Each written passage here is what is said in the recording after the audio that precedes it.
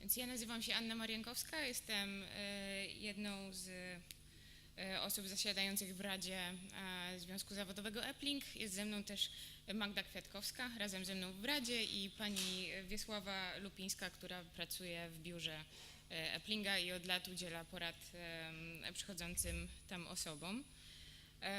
Zacznę takim krótkim słowem wstępu od Solveig Anny Jonsdottir, która nie mogła być dzisiaj z nami, bo jest w Akureyri, ale napisała krótką przemowę z tej okazji. Będzie po angielsku. Dear people, I'm sorry I can't attend this meeting, but I look forward to seeing you on another occasion. I truly believe that one of the most important issues for us who belong to Epling and the working class in Iceland is to stand side by side in our struggles for a better life here, whatever our country of origin is. Polish immigrants that have come to Iceland are an incredibly important group, and if it were not for you and your work, the Iceland economy would not have recovered as it did. But you have not gotten a fair share of the wealth that you have created, and the outrageous housing situation has affected you badly. For those reasons, we must stand together in our fight to change this situation. I am very glad that Anna Mariankowska and Magdalena Kwiatkowska are on the board of Epling with me. Their voices and what they have experienced here as workers very much shapes my view of the struggle here. I am certain that when we stand together, we really can archive great things. With solidarity, Solveig Anna. I teraz przedstawię krótki plan tego, co dzisiaj się będzie działo. Będziemy mieć nasze krótkie wystąpienia. Zacznie pani Wera Lupińska. Będziemy mówić 10-15 minut.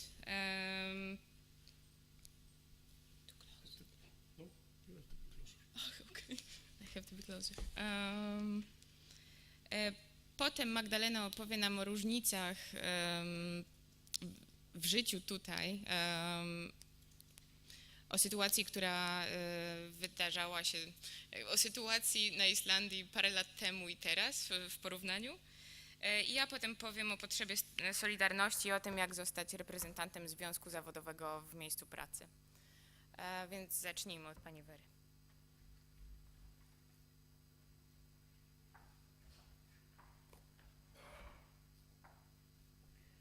Tego mam mówić?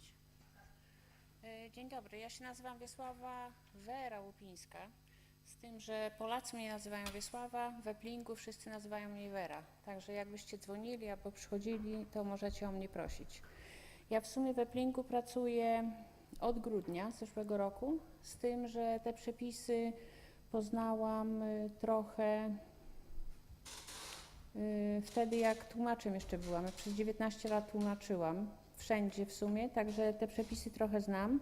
Dużo ich jeszcze jest takich, których muszę się nauczyć, także jeżeli czegoś nie wiem, jak ludzie przychodzą do nas, to muszę niestety pytać. To jest ten dział, w którym my się zajmujemy tłumaczeniem, nie dosłownie tłumaczeniem, ale przepisami, które znajdują się w umowach zbiorowych na rynku pracy. Te umowy zbiorowe, tak jak wiecie wszyscy, dotyczą płac i wszystkiego, co jest związane z rynkiem pracy. Także zapraszam wszystkich, jeżeli by były jakieś problemy. No nie, jeżeli byście nie mieli albo uważacie, że nie macie prawidłowo wypłacanych albo naliczanych poborów, jeżeli jesteście oszukiwani w swoim zakładzie pracy, uważacie tak, czy jesteście, czy nie, ale możecie zawsze do nas przyjść i poszukać pomocy. Wy nie musicie do mnie się zgłaszać. Jeżeli ktoś mówi w języku islandzkim albo po angielsku, to możecie iść obojętnie do którego pracownika. Tam jest, w tym dziale pracuje 7 osób, także nie musicie akurat iść do mnie. Z tym, że od razu Wam powiem, że duży nacisk kładziemy też nie tylko na Wasze prawa, szczególnie na Wasze prawa, ale nie tylko, ponieważ pracując na rynku pracy, obojętnie w jakim kraju, czy to jest Islandia, Polska, czy inny kraj w Europie, czy gdziekolwiek indziej, my mamy pewnego rodzaju obowiązki też. Także dużo osób na przykład przychodzi i mówi, że mają źle wypłacone pobory albo poborów tych nie mają w ogóle wypłaconych i się okazuje, że same porzuciły pracę. W takim przypadku pracodawca ma zawsze prawo do zatrzymania poborów. Także są różnego rodzaju kwestie. Później ja czytałam na stronie internetowej, wy macie różne pytania i najprawdopodobniej te pytania są skierowane do mnie.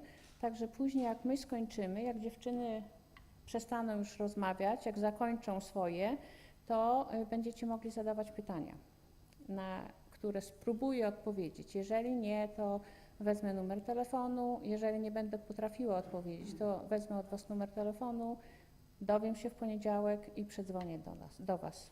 Także bardzo się cieszę w ogóle, że tylu Polaków jest, bo ostatnie spotkanie w sobotę było dla Islandczyków, dla osób islandzkich, także nie było tyle osób, także bardzo się cieszę. Powinno nas być jeszcze więcej. Ale to, co jeszcze Wam powiem, to jest zawsze możecie przyjść, żeby się dowiedzieć. Ja pracuję od 8:15 do 16, chyba że jestem na jakimś wolnym albo chorobowym, ale będzie jeszcze jedno spotkanie też na podobny temat. Na tym spotkaniu już będę tylko ja i jeszcze jedna osoba z tego działu, która przepisy ma w jednym paluszku. W środę o 19:30 w naszym budynku związków na 4. piętrze. Także jeżeli kogoś znacie albo Wy sami, bardzo Was serdecznie zapraszam. I później postaram się odpowiedzieć na pytania Wasze. Także wiecie, gdzie możecie się zgłosić. Nie wszystkie sprawy możemy rozwiązać, bo niektórych się nie da rozwiązać, ale bardzo jest dużo żądań do zapłaty, które my wysyłamy pracodawcom. Szczególnie problem jest duży w tych zakładach pracy podlegających pod hotelarstwo i restauracje. Tam najwięcej osób jest oszukiwanych niestety, nie tylko Polacy, nie tylko obcokrajowcy, ale Islandczycy też. Także to jest największy problem w tej chwili na Islandii, na islandzkim rynku pracy. Także dziękuję za wysłuchanie tych paru słów ode mnie. Dziewczyny teraz będą, a później jeżeli będziecie mieli jakieś pytania, to proszę bardzo. Dziękuję.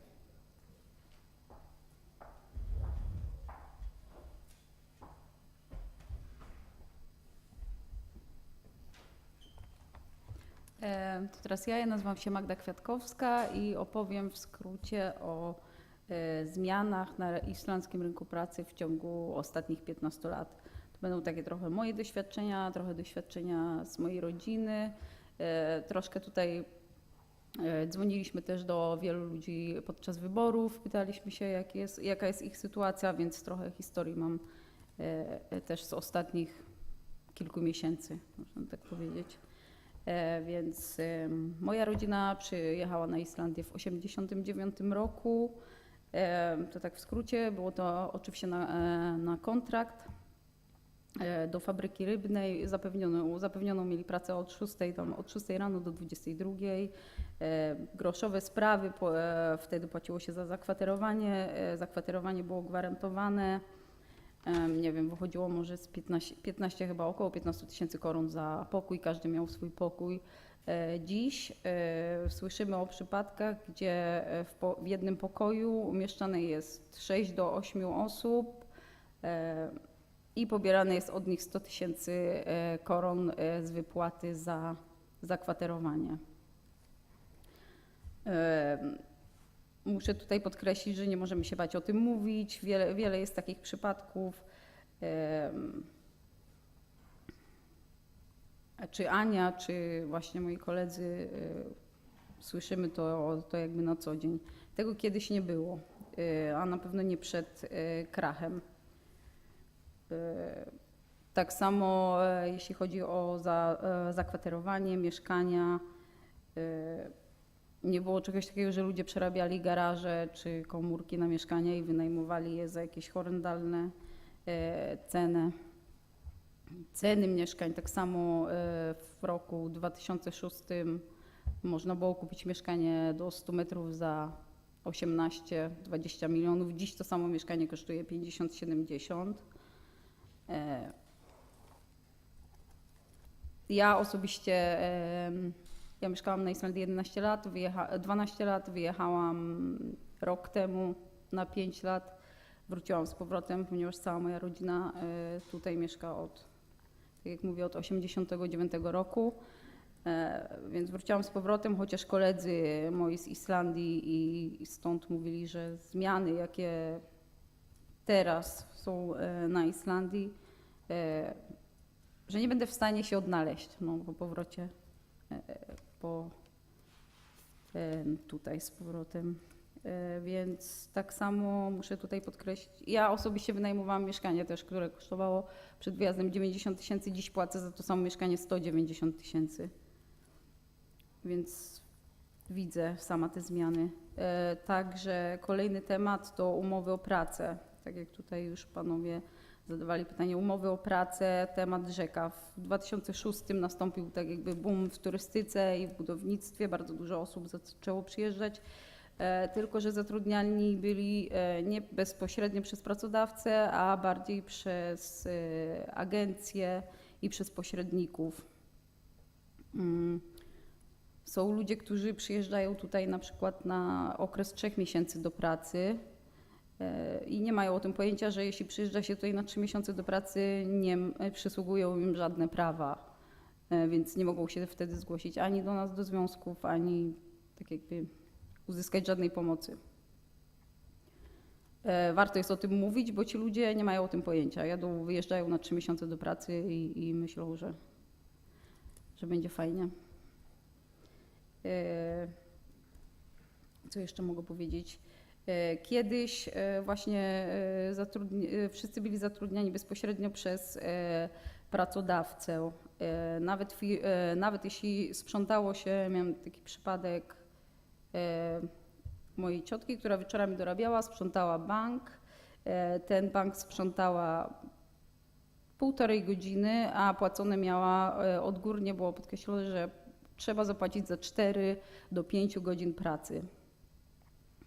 I oczywiście za godziny wieczorne, a nie tak jak dziś to wygląda, że płacona jest najniższa stawka i miałam przypadek pana, który dzwonił do nas i opowiadał, że w ciągu 3 godzin musi posprzątać 3 kronany.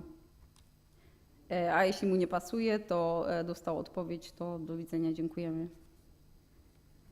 Więc to na pewno też się zmieniło w ciągu tych lat, a właśnie głównie dlatego, że osoby zatrudniane są też przez agencję, a nie bezpośrednio przez pracodawcę. O czym jeszcze mogę powiedzieć? O tym, że kierowcy są też wykorzystywani. Dzwoni do nas bardzo dużo kierowców, którzy nie jeżdżą nieraz bardzo wiele godzin. Proszą o 1 dzień wolnego. Był przypadek, gdzie pan prosił o 1 dzień wolnego, bo musi wyprać koszulę, jak to powiedział, i sobie odpocząć. Po czym odpowiedź pracodawcy była: proszę, tu jest nowa koszula, a jak pan jest zmęczony, no to proszę zmienić pracę. Także dzisiaj umowy, proformy, niepłacenie tych świątecznych bonusów i tak dalej, to bardzo częste zjawiska. Bardzo często ludzie o tym nie mówią. Nie wiem, dlaczego powinniśmy o tym mówić i tak jakby trzymać się razem.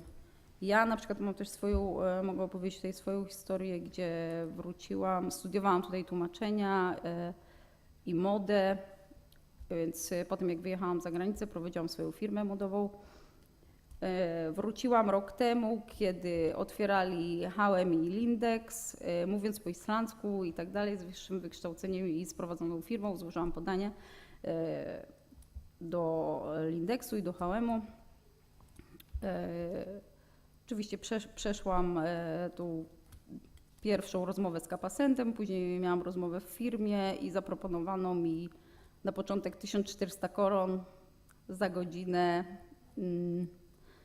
na kasie w Kringlanie lub w Smauralindzie. Parę godzin spędzi Pani w Kringlanie dzisiaj, a jutro troszkę w Smauralindzie, więc takie są dziś realia pracy w porównaniu do tego, co było kiedyś. Kiedyś osoby po pierwsze z wyższym wykształceniem, po drugie z doświadczeniem miały więcej płatne na godzinę. To był po prostu wymóg. Osoba z wyższym wykształceniem na danym stanowisku miała płacone więcej. Dziś tego nie ma. Tak samo z mieszkaniami. Tyle chyba tych historii, jest ich naprawdę bardzo wiele. Nie sposób wszystkie opisać. Nie wiem, czy Państwo zdają sobie sprawę, ale próbujemy zmienić, tak jakby powiedzmy, zmienić Islandię na taką, która po pierwsze nadąża za duchem czasu, na taką, która otwarta jest dla obcokrajowców i traktuje ich godnie. To jest tak jakby moja perspektywa, którą wnoszę do zarządu. Musimy trzymać się razem i otwarcie o tym mówić. Na pewno każdy tutaj zgromadzony znajdzie jakąś taką swoją historię podobną do przedstawionych przeze mnie w swoim otoczeniu. Niektórzy mogą mówić, bo też słyszałam takie historie, że możemy zarabiać 6 razy więcej niż w Polsce, ale niestety nasze wydatki tutaj i sposób życia też jest inny, dlatego nie możemy godzić się na to, na co niektórzy godzą się i stwierdzą, że jest okej. Dlatego takie jest moje zdanie i teraz przekażę Ani resztę.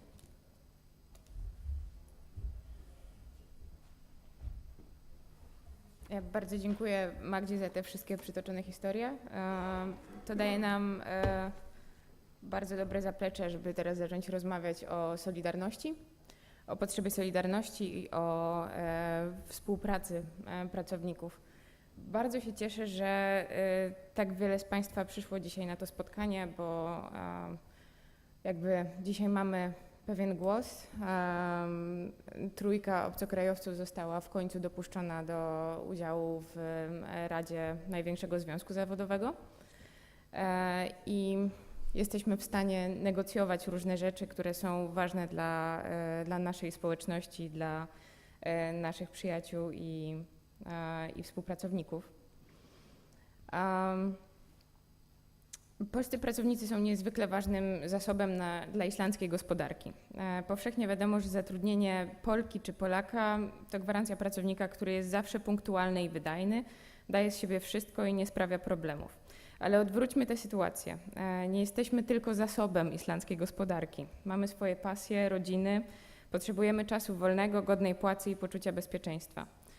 Efling według oficjalnych danych ma 28 000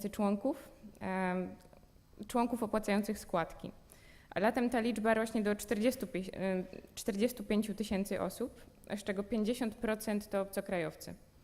Dlatego tak ważna jest nasza obecność tutaj. No i pomyślmy tylko, jak dużą sprawczość ma grupa, ta grupa 45 000 osób na tej wyspie. Jeśli jest solidarna, komunikuje się ze sobą, wspiera się i pracownicy dbają o siebie nawzajem. Bardzo nam zależy na tej transparentności. Często słyszymy, że w zakładach pracy panuje taki nastrój, czy przekazywane są takie komunikaty, że nie można dzielić się informacjami o swoich pensjach. Dlaczego? Jeśli widzimy, że wykonujemy tą samą pracę, ale nasi koledzy nie są opłacani tak jak my lub panują podwójne standardy między młodymi Islandczykami i obcokrajowcami, dlaczego nie możemy o tym o to walczyć, dlaczego nie możemy mówić o tym otwarcie? Nie. Nie, żadne prawo nie mówi o zakazie transparentności, żadne prawo nie mówi o tym, że nie możemy o tym rozmawiać. Często w zakładach pracy panuje po prostu taki nastrój zastraszania, nie mówmy o pieniądzach, nie pytajmy. Tak. Naprawdę?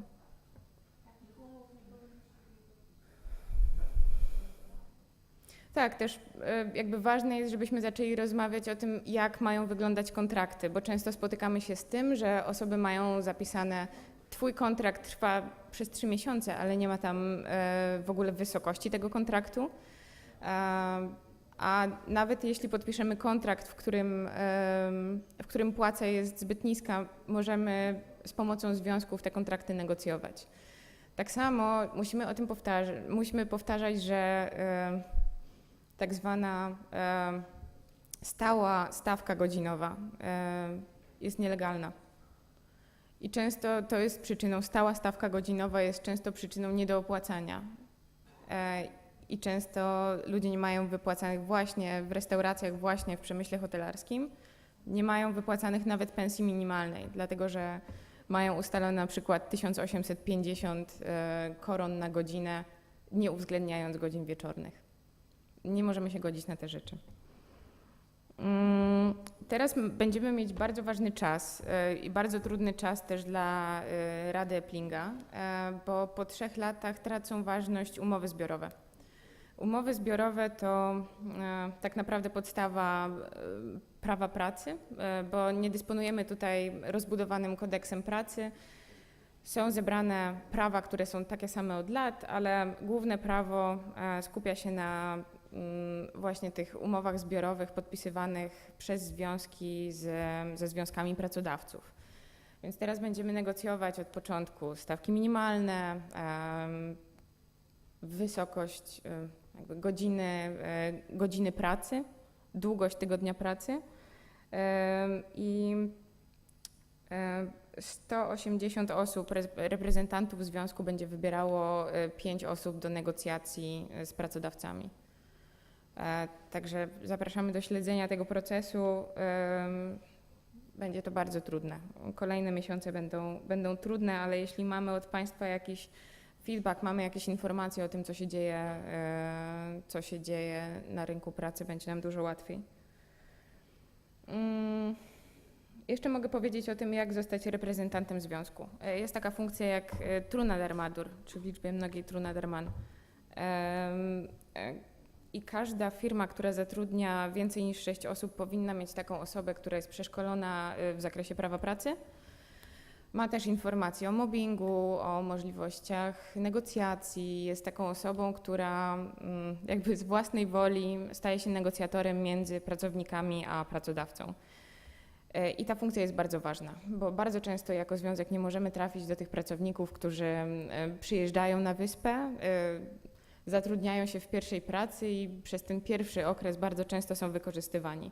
Bo pracodawcom jest łatwo nie podpisać umowy, wypłacać pensję minimalną nowo przybyłym osobom, bo one po prostu zaraz znikną. Nie będą się upominać o swoje prawa, na pewno ich nie znają, nie wiedzą, gdzie jest biuro Eplinga i w jakich godzinach funkcjonuje, nie wiedzą, że są tam osoby, do których można się zgłosić po poradę. Więc bardzo też liczę na to, będziemy organizować jesienią takie spotkania dla osób, które chciałyby być reprezentantami albo po prostu są zainteresowane prawem pracy na Islandii i będziemy o tym informować na naszej stronie. Wcześniej to było, tak, wciąż panuje to ograniczenie, że szkolenia dla reprezentantów związku są tylko po islandzku, ale będziemy się starali je tłumaczyć. I ja przez ostatnie 4-5 miesięcy pracowałam nad tym, nad instrukcją, jak stać się takim reprezentantem związku i sama jakby przeszłam ten cały proces. Jako Polka, jako osoba nie mówiąca płynnie po islandzku, można to zrobić, tylko że to jest naprawdę duża odpowiedzialność i praca, która niekoniecznie przynosi jakby miłe rezultaty, bo osoba, która zostaje reprezentantem, jest chroniona prawem, nie można jej zwolnić, ma też wgląd w płace obcokrajowców zatrudnionych w danym zakładzie pracy. To też jest bardzo interesujący przepis. Dlatego może negocjować stawki i może pilnować tego, żeby każdy miał podpisany kontrakt w firmie. Jeśli w danej firmie nie ma podpisywanych kontraktów, obowiązuje nas jakby informacja, czy legalną informacją o naszym zatrudnieniu jest to, co otrzymujemy w ostatnim payslipie. O tym też warto pamiętać. Jeśli mieliśmy w ostatnim payslipie daną liczbę godzin, kolejnego miesiąca powinna być taka sama. Jeśli nie, to jest jakieś podważenie warunków umowy. Więc warto te wszystkie przepisy pilnować i zapraszamy do biura związku, jeśli ktoś by miał jakiekolwiek problemy. I teraz chciałabym otworzyć dyskusję. Będziemy zbierać od Państwa pytania. Proszę podnosić ręce. Nie wiem, czy mamy drugi mikrofon. Do we have another mic? Yep. Miałem taką sytuację właśnie, że coś mi się nie zgadzał mój loin. Poszedłem do związków o pomoc, przyjęła mnie pani Islandka i to chodziło o jeden loin. Głównie tam miałem wydruk godzin, żeby ona sprawdziła, czy wszystko jest ok. I czekam już 4 miesiące, 0 odzewu. To nie wiem, czy aż to jest taka pomoc, jak powinna być. I drugie pytanie, czy to nie jest tak trochę, że związki zawodowe typu Efling, gdzie są największymi związkami, trochę zaniedbały tą kontrolę i w ogóle nad tymi dużymi instytucjami, bo oni w ogóle robią co chcą. I kiedyś był taki przykład, pojechałem do związków, byłem chyba 5 razy i już osobiście powiedziałem komuś tam, żeby do danego zakładu, nie będę mówił publicznie jakiego, wybrać jakąś komisję czy coś takiego. No tam mnie ktoś wysłuchał i faktycznie gdzieś za 2 tygodnie pojawiła się komisja. Komisja trwa tak, przyjeżdżają, chodzi szef po sali, a oni wypytują, czy wszystko jest ok. To dla mnie to jest jakieś chore. Szef chodzi po hali i oni się pytają, czy wszystko ok. Nie zrozumiałem. Pytają was. Słucham? Pytają was. Dokładnie. Czy szefa. Na wyrywki, tak przy szefie, oni się pytają, czy wszystko jest ok. No to jest dla mnie chore. Dobrze, ja to przekażę.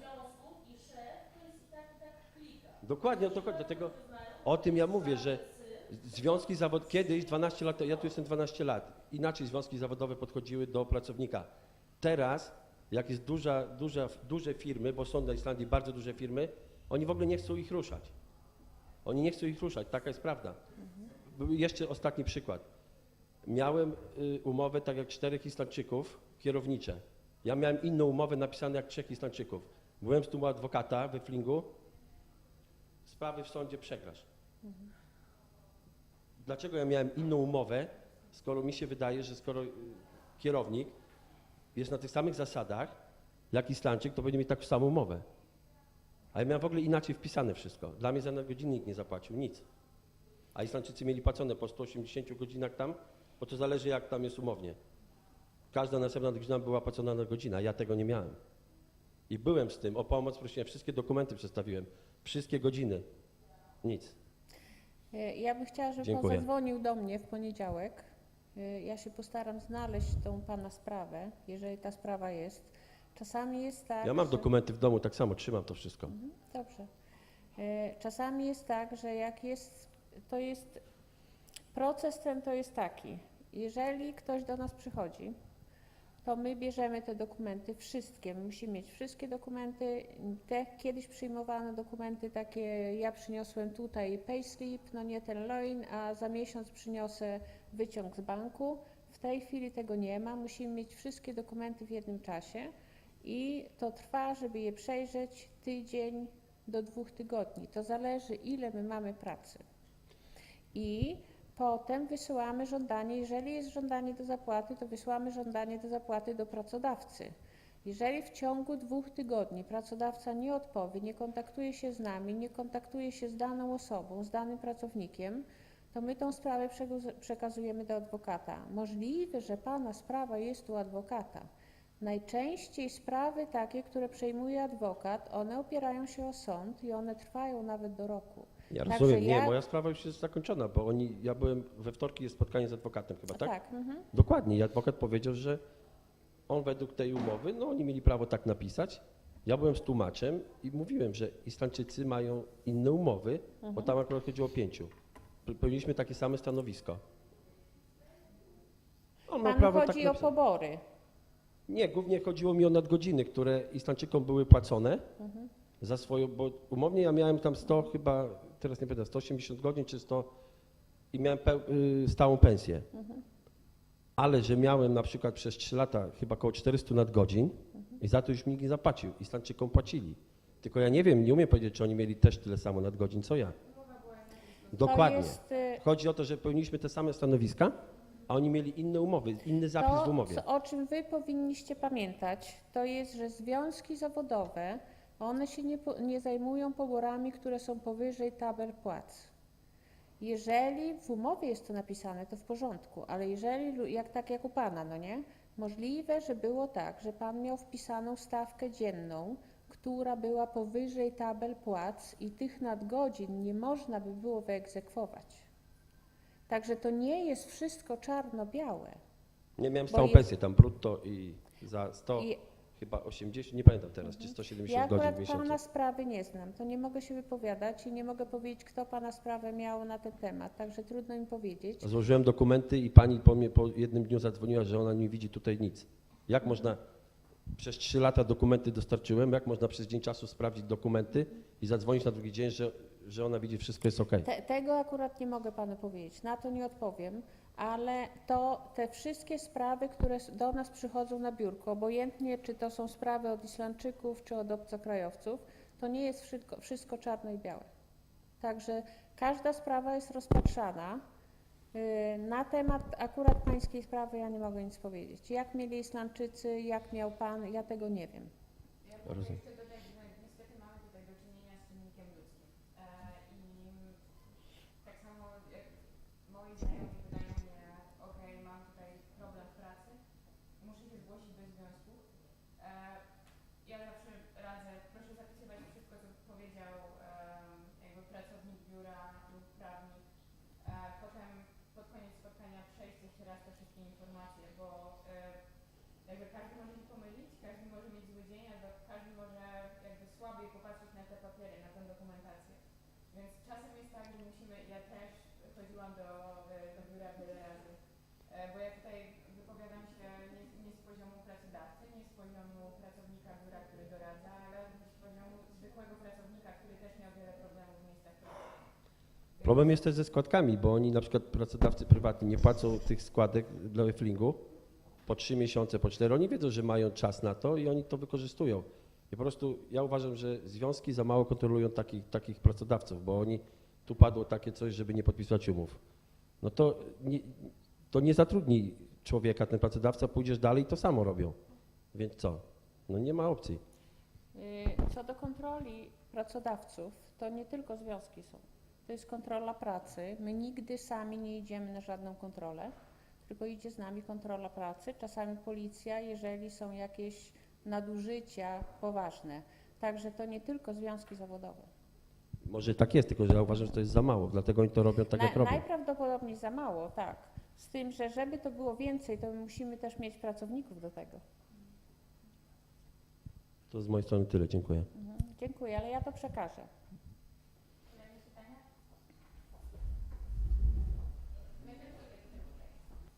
Dzień dobry.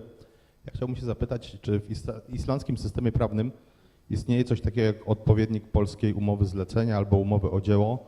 A jeżeli tak, to gdzie to jest uregulowane? Gdzie można znaleźć takie przepisy, które by to regulowały? Dziękuję. O to musiałby pan spytać w urzędzie podatkowym. Ta umowa zlecenie to jest w sumie tak jak podwykonawca. Pan sam odprowadza podatki za to, sam się ze wszystkiego rozlicza, także proszę o informacje na ten temat, po informacji na ten temat zgłosić się do Urzędu Skarbowego. No tak, ale jeżeli Państwo jako związek zawodowy, że tak powiem, bronicie praw pracowników, to może się zdarzyć sytuacja taka, że poza pracownikami kontraktowymi są pracownicy tutaj, którzy pracują właśnie tak jakby na zasadach takich jak w Polsce na umowie o dzieło czy umowie zlecenie. I wtedy, że tak powiem, to nie podchodzi pod kontrakt? Nie. Bo mi nie chodzi o legalną umowę, mi nie chodzi o umowę, która została podpisana. Chodzi mi o to właśnie, że tak jakby jest niedomówienie pewne pomiędzy pracodawcą a pracownikiem, że będziesz trochę pracował, Nie, ale jeżeli tego to kontraktu jest- nie będzie. Nie. Jeżeli to jest umowa zlecenie, to jest tak jak panu mówię, to jest podwykonawca. Pan musiałby, jeżeli to byłby pan akurat, to musiałby pan płacić składki do związków zawodowych, żeby związki zawodowe rozstrzygnęły takie nieporozumienia jakieś. My niestety, żadne związki zawodowe tym się nie zajmują, chyba że będzie pan płacił do jakichś związków sam. To wtedy otrzyma pan u nich pomoc. Dziękuję. U nas są tylko pracownicy, którzy płacą składki i jeżeli, tak jak do Eplingu, wszyscy pracownicy od swoich poborów płacą 0,70% i do tego jeszcze płaci pracodawca, także pracodawca płaci od siebie jakiś procent w tej chwili nie pamiętam jaki, na fundusz fundusz douczania, fundusz chorobowy, także te 0,7% to wy tylko płacicie, a resztę płaci pracodawca. Także żeby cokolwiek zrobić w tym kierunku, to wy musicie zapłacić to wszystko, a my nie przyjmujemy w związkach pracowników, którzy pracują na własny rachunek. Czyli,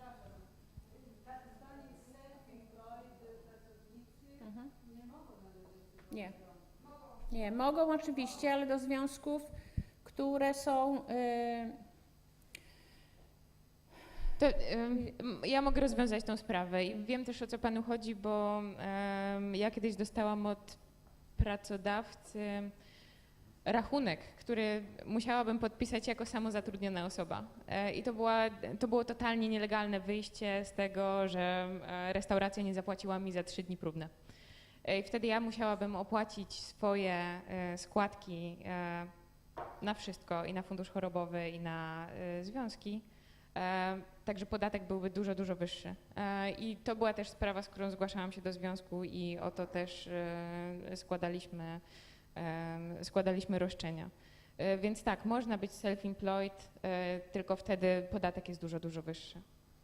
I to też jest wyjście niektórych pracodawców do tego, żeby po prostu outsourcować, żeby nie płacić podatków. Ten pan akurat mówił na temat podwykonawców. To jest co innego, jak się dostaje w zakładzie pracy, tak jak gdyby na czarne pobory, no nie, podpisuje sobie kwitek. Ten pan akurat pytał na temat pracodawców, to nie podwykonawców, także podwykonawcy nie są w związkach u nas. Ja na przykład pracowałam jako podwykonawca przez 19 lat, ja nie byłam w żadnych związkach i musiałam sama wszystko płacić. Na przykład fundusz emerytalny wy płacicie 4%, a ja musiałam płacić 13%, także to jest różnica w tym. ja chciałem Panią dopytać, bo nie wiem, czy dobrze zrozumiałem, bo Pani powiedziała coś takiego, przynajmniej ja tak zrozumiałem, że związki zawodowe zajmują się problemem niewłaściwego wypłacenia pracownikowi wynagrodzenia, tylko wynagrodzenia za, jak Pani to określiła, kontrakt normatywny, czy tam coś takiego. Rozumiem, że jeżeli ja mam nadgodziny i tu mam problem, to związki w tym Nie, ja tego nie powiedziałam.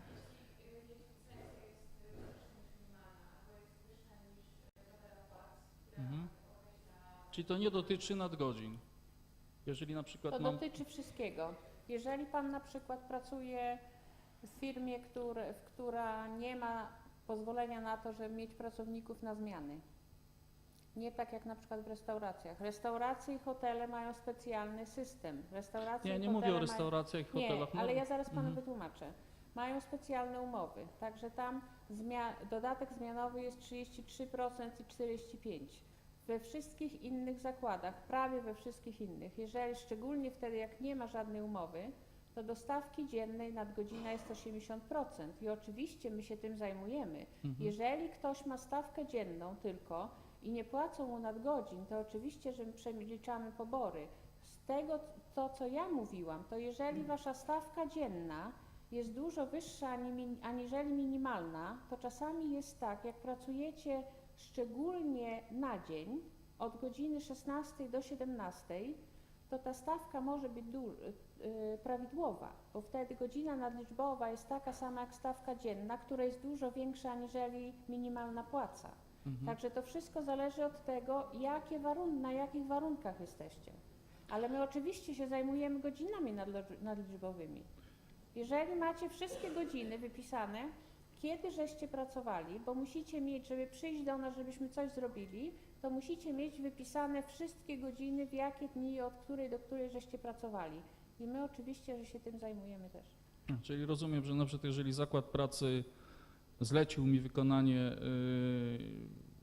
pracy w nadgodzinach i na koniec miesiąca on mi nie wypłaca tych nadgodzin, po mojej tam jakiejś interwencji wypłaca mi jakąś kwotę w formie zaliczki, to ja się z taką Tak, i ta sytuacja się powtarza, bo wiecie Państwo, co powoduje wypłacenie zaliczki, to jest, ja tak naprawdę później na tym tracę, bo te wszystkie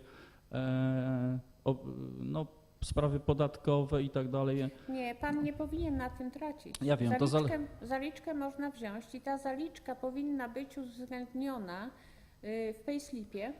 Także najpierw Jest uwzględniona, tylko że wiadomo, że w tym miesiącu ja tą zaliczkę dostanę, w następnym miesiącu będę musiał zapłacić od tego podatek i tak dalej, i tak No dalej. oczywiście, od No wszystkiego, właśnie. od każdej, ale nawet gdyby pan jej nie dostał i dostał pełne pobory, to musi pan zapłacić podatek. Ja wiem, tylko że w następnym miesiącu ja muszę znowu sam siąść, wziąć Excel, przeliczać i tak dalej, czy znowu mnie nie orżnęli, bo to jest kapitalne narzędzie, żeby mnie ciąć na okrągło. W następnym miesiącu ja mam znowu nadgodziny z poprzedniego miesiąca, jeden miesiąc mam dobrze, drugi źle. Po prostu mija miesiąc, ja powinienem mieć wypłacone wszystkie godziny tak, jak tak. przepracowałem i tyle. I pracodawca nie ma prawa wypłacić mi jakichś tam zaliczek i innych rzeczy. Jeżeli uznał, że ja tą pracę wykonałem i załóżmy on się pomylił, ma natychmiast zrobić tą korektę i mi wypłacić tak, jak powinien, czy zaliczkę jakąś śmieszną. Nie musi natychmiast wypłacić tego. A kiedy? Może to przełożyć do następnego okresu rozliczeniowego. Bez mojej zgody? Tak. Jeżeli to są pieniądze, przecież ja nie pracuję tylko dlatego, że mnie te pieniądze są potrzebne. Jeżeli ja się zgodziłem na tą dodatkową rozumiem. pracę, to ja sobie na co się zaplanowałem. Tak, ja rozumiem, tylko że I jakby, pracodawca przychodzi i mówi, nie, ja ci nie zapłacę teraz, bo co? jeżeli pan przyjdzie do nas, to i tak musi pan czekać. Także my od razu niczego nie robimy. Także on w sumie nie ma prawa, on powinien wypłacać pobory raz albo 2 razy w miesiącu, to zależy od tego, jaka jest umowa. Ma prawo wypłacić 2 razy w miesiącu i powinien te wszystkie pobory panu wypłacić, te godziny nadliczbowe też. Ale jeżeli jest jakaś pomyłka, to my nie robimy niczego. Do następnego okresu. Znaczy, tu nie ma żadnej pomyłki, ja tu mówię o dwóch rzeczach. Jedna to jest właśnie niepłacenie tego i zmuszanie pracownika, żeby się o to upominał, a drugie to ciągłość tego procederu. I tutaj mi się wydaje, że i wiem, że pracownicy zgłaszają takie rzeczy i gdyby związki zawodowe działały w tej sprawie zdecydowanie, z pewnością by tego nie było. A to, że tak jest i to się dzieje na okrągło, dzieje się w stosunku do wielu pracowników, to wniosek jest prosty. Po prostu związki albo nic nie robią, albo są nieskuteczne, albo pracodawcy po prostu niczego sobie nie robią z ewentualnych konsekwencji. Ja też, czy ja mogę odpowiedzieć? To jest też tak, że jeżeli pan przyjął pobory jednego miesiąca w ten sposób, drugiego miesiąca w ten sposób, to jest też to w ten sposób brane pod uwagę, że pan się zgadza na to. Nie, ja się nie zgadzam. Jeszcze Nie. raz pani, zacząłem od tego, że ja protestuję, że ja chodzę, że ja straszę, że ja mówię, że. Nie, bo według mnie to jest kradzież, bo ja nie powinienem zasadzić do związków tylko na policję, bo to jest tak, jakby mnie ktoś okradł z moich pieniędzy. Ja umówiłem się z kimś, wykonałem pracę, za którą ktoś mi powinien zapłacić. Jeżeli on mi nie płaci, to po prostu mnie okradł. Odwracając sytuację, Czy pan ja był też. w związkach w tej sprawie? Nie, właśnie Nie, to korzystając jest z tego, właśnie że to, wybierałem się, że tylko korzystając z tego, że dzisiaj jest to spotkanie, chciałem o to To zapytać. ja tu akurat panu nic nie zrobię. Jeżeli was w pracy oszukują, jeżeli się zdarza jakaś sytuacja, powinniście przyjść od razu, bo jeżeli nie, to może być wzięte pod uwagę w ten sposób, że wy się z tym zgadzacie. Jeżeli miesiąc, drugi, trzeci jest tak samo, to znaczy, że wy się z tym zgadzacie. Uważam, że to, co pani teraz powiedziała, to tak nie działa. To nie jest tak, że pracownik się może, jeżeli coś się dzieje źle w zakładzie i pracownik świadomie lub nieświadomie to akceptuje, to znaczy, że pracodawca jest usprawiedliwiony. Nie, ja To tego jest nie słabość powiedziałam. pracownika, ja się z tym zgadzam, ale właśnie pracownik zawsze jest na tej słabszej pozycji i to związki zawodowe powinny właśnie tym bardziej zdecydowanie reagować w takich sytuacjach, żeby pracodawcy bali się takich rzeczy robić. Ale A jak my nie pracodawcy wiemy- świetnie po prostu. Jeżeli my nie wiemy, to co my możemy zrobić? Jeżeli pan do nas jeszcze z tym nie przyszedł, no to co ja mogę zrobić? Nie, bo niepokoi mnie to, co pani mówi, że ja akceptuję to. Jak akceptuję? Ja muszę wziąć te pieniądze, bo przecież 200 000 za mieszkanie muszę Islandczykowi zapłacić. Bo jak mnie, to mnie wyleje na zbity ryj na ulicę. To jest błędne koło. Ja się totalnie zgadzam. I właśnie to może być pierwszy krok, to, że rozmawiamy teraz o tym. Wydaje mi się, że to jest bardzo, bardzo ważne. Ale ja też dostawałam takie komentarze, że skoro nie zgłaszałam tego przez 3 miesiące, To dlatego, że się zgadzam. Nie. Możemy wystąpić jakby możemy zwrócić się z tym problemem do związków jakby po jakimś czasie. Wiedzieć, Tak, my tylko musimy trzeba wiedzieć się o tym zgłosić. problemie. Mhm. Tutaj było jeszcze jakieś pytanie? Tutaj, tu. Witam.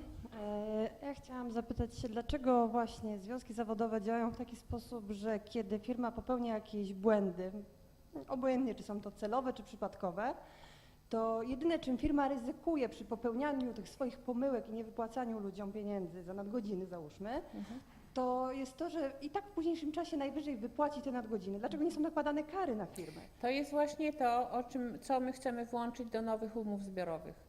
Było zebranie u nas w pracy i szczególnie ja poruszyłam to, żeby włączyć to do umów, żeby nie było tak, że pracodawca nie ma żadnych kar, wtedy na przykład zamyka jedno przedsiębiorstwo, otwiera drugie na nowej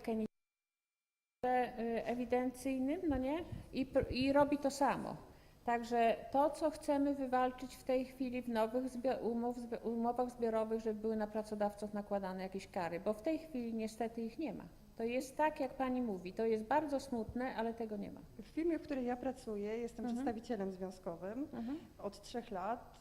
Firmy, to nic by nie było robione. Tak, ja rozumiem, tak jest, tak A jest. ja jako mąż zaufania i jako jedna osoba tak naprawdę w tym momencie jest nas 100 kierowców, ja nie jestem w stanie ogarnąć wszystkich spraw, Nie, tak? ja rozumiem i to jest prawda, co pani mówi, ponieważ pracodawcy nie ponoszą żadnych konsekwencji. Oni nawet czekają, pracownicy czekają na pobory swoje, tak jak przyjdą do nas, my to przeliczamy, wysyłamy żądanie do zapłaty i pracownicy czekają na to 5-6 miesięcy i nic się nie dzieje, oni nie mają żadnych konsekwencji. Także o to właśnie chcemy powalczyć w tych umowach zbiorowych, żeby to zmienić, żeby pracodawcy zaczęli się w tej chwili bać, bo to tak jak ja powiedziałam na początku, to nie tylko obcokrajowcy, ale jest bardzo wielu Islandczyków. Także ja wiem, że to jest problem duży. U nas w firmie oszukują bez względu na to, czy to jest Islandczyk, czy Polak. Tak, naprawdę. ja wiem właśnie. Dzień dobry. Chciałem się spytać o taką rzecz. Bardzo wielu Polaków również pisze maile, dzwoni do ambasady.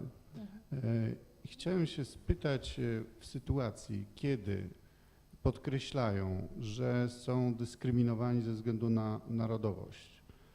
Być może czasami to jest ich subiektywne, że tak powiem, odczucie, ale być może są przypadki, może nawet liczne, kiedy mają rację. Tak. Czy Państwo jako związki zawodowe macie jakąś formę sprawdzania, na przykład, że ktoś zarabia na tym samym stanowisku mniej, ponieważ jest obcokrajowcem? Nie.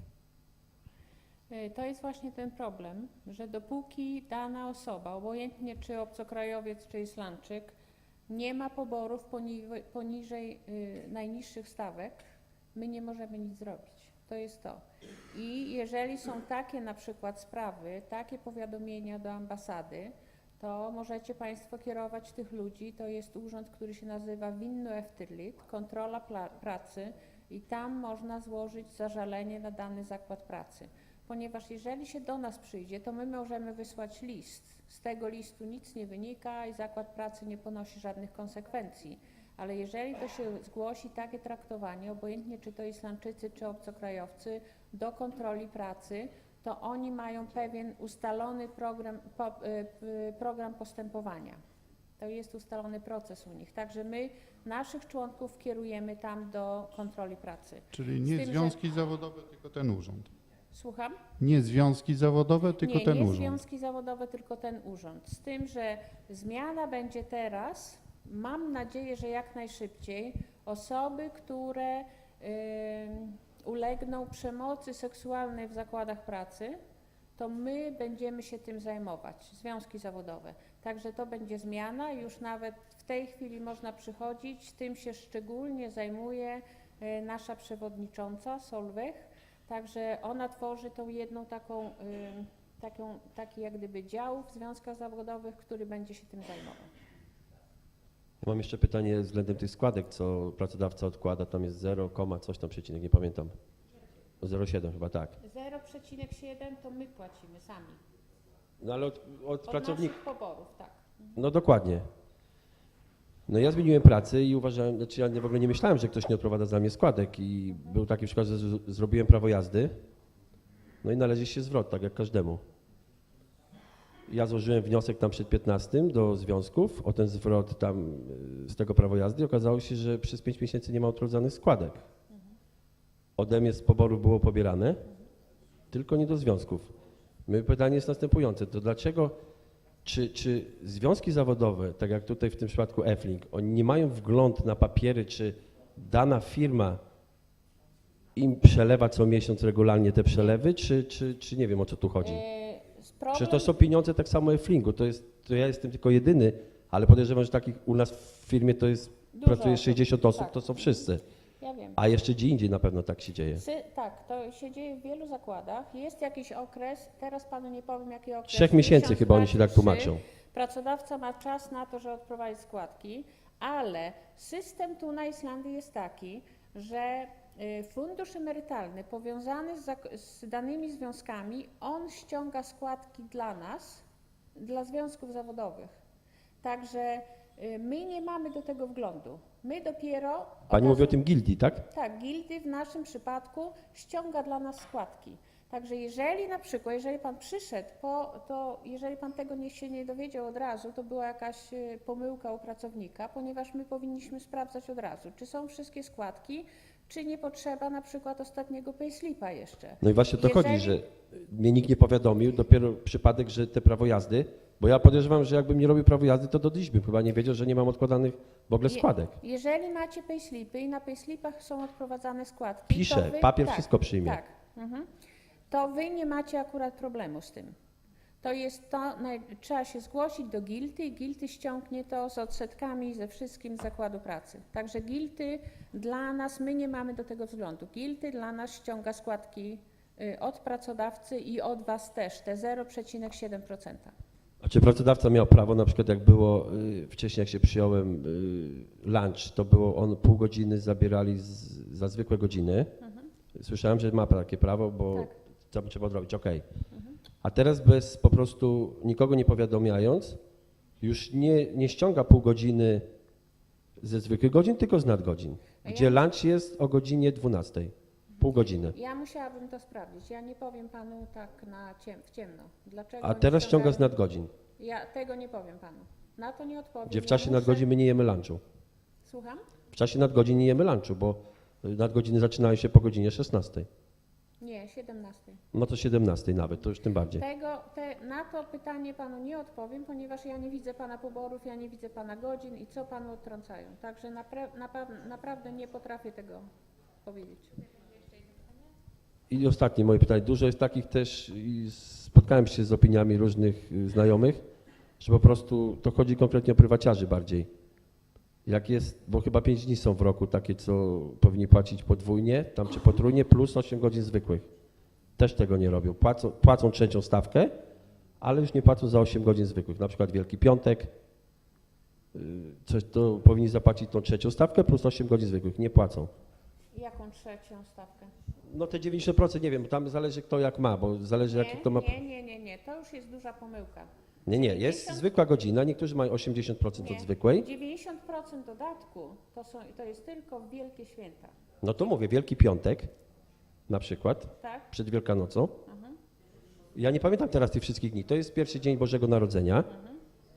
To Pierwszy są dzień- wszystkie godziny 90%. Dokładnie. Ja nie mówię takie święta, które wypadają w weekendy, w sobota typu niedziela, ale jak jest Wielki Piątek, oni powinni zapłacić jeszcze 8 godzin zwykłych, tak? Nie, 90% na godzinę zwykłą. Nie dodatkowo 90%. Czyli od zwykłej 90%.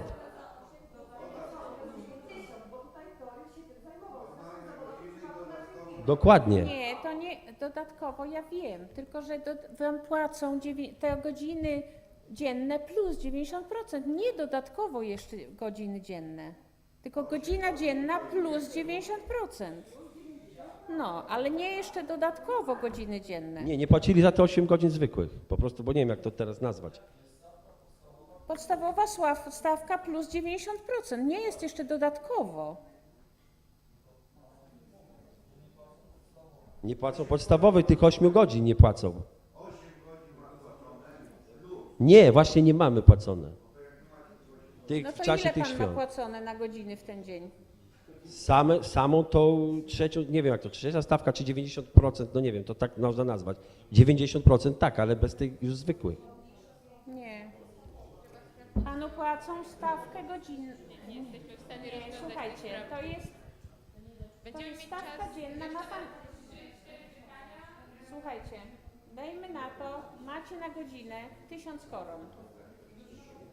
To wam płacą akurat w ten dzień 1900 koron na godzinę. Nic więcej. Tylko. No a co jeszcze? Stawka dzienna plus 90% dodatku.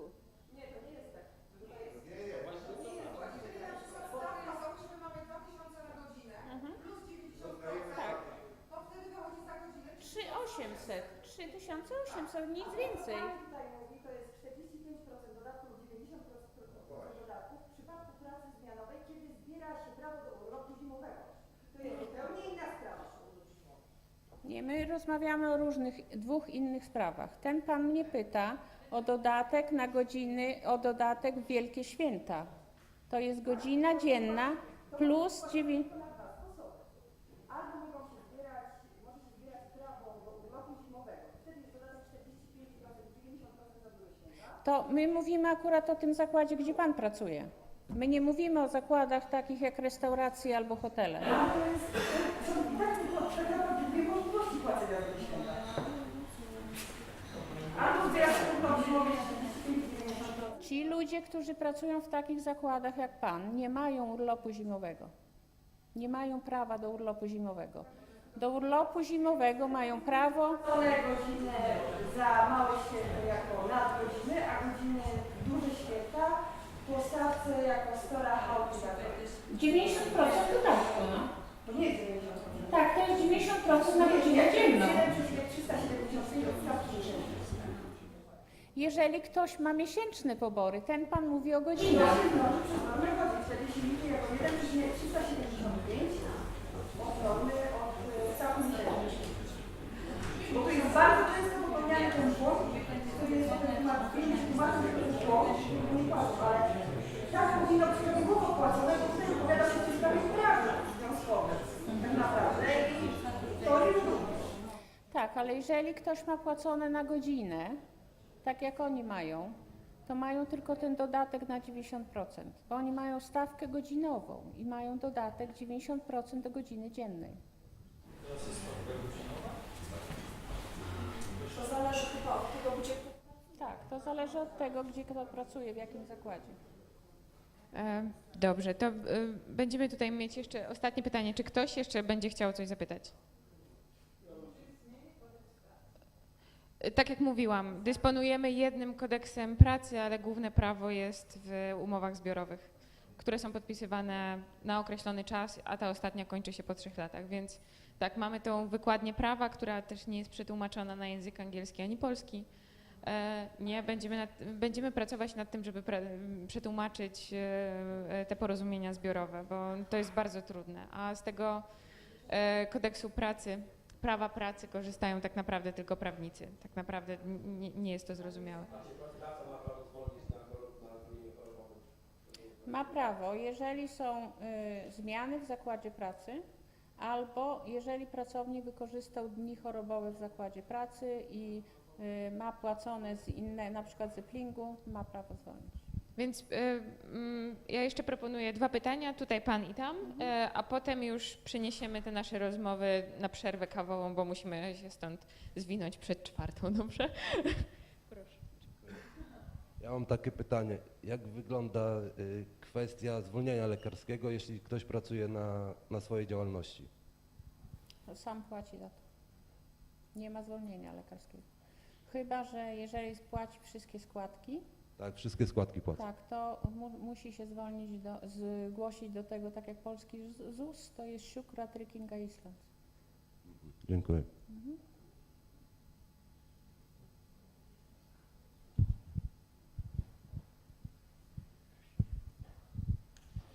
Nie wiem, czy ja dobrze Panią zrozumiałem we wcześniejszej wypowiedzi. Mówiła Pani, że osoby, które przyjeżdżają tutaj na Islandię, przez ten okres 3 miesięcy tak naprawdę nie są objęci żadną ochroną. Nie wiem, czy te dobrze osoby zrozumiałem. są objęte ochroną, z tym, że te osoby nie wiedzą o tym najczęściej. Okej.